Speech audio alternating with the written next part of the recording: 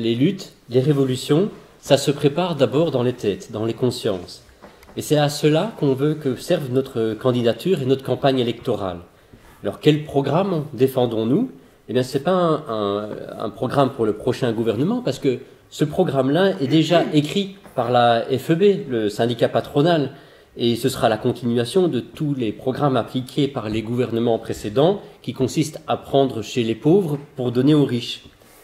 En effet, les élections ne changeront rien à ce fait fondamental qu'une petite minorité de riches possède les banques et les grandes entreprises. Et ces titres de propriété leur donnent bien plus de pouvoir sur nos vies et sur toute la société que n'importe quel élu ou ministre. Ainsi, au moment même où tous les partis qui se relayent au gouvernement nous promettent des emplois, eh bien BNP Paribas Fortis, ou Proximus, ou Bekaert, Unilever, Coca-Cola annoncent vouloir réduire les emplois. Et aucun gouvernement ne s'opposera à ce pouvoir des actionnaires qui accumulent des fortunes grâce à l'exploitation des travailleurs et qui ont le pouvoir de priver les travailleurs de leur salaire, c'est-à-dire la seule chose dont ils ont pour vivre. Bien sûr, en ce moment, c'est la chasse aux voix durant les élections. Le PS, par exemple, promet la lune, un emploi pour tous, une pension minimum à 1500 €, des repas gratuits et bio pour les enfants à l'école, et même un impôt sur la fortune. Et en plus, il va sauver le climat. Que veut-on de plus? Mais en fait, ce programme-là, il expose surtout le mépris qu'ont ces politiciens pour les travailleurs.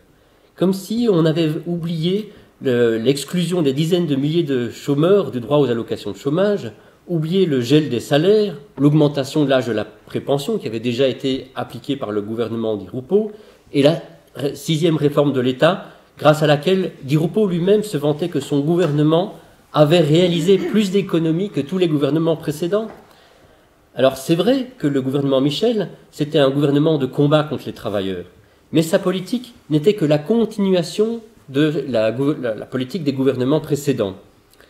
Les promesses actuelles du Parti socialiste seront oubliées aussitôt qu'il y aura des places dans les fauteuils ministériels, que ce soit au gouvernement fédéral ou dans les régions.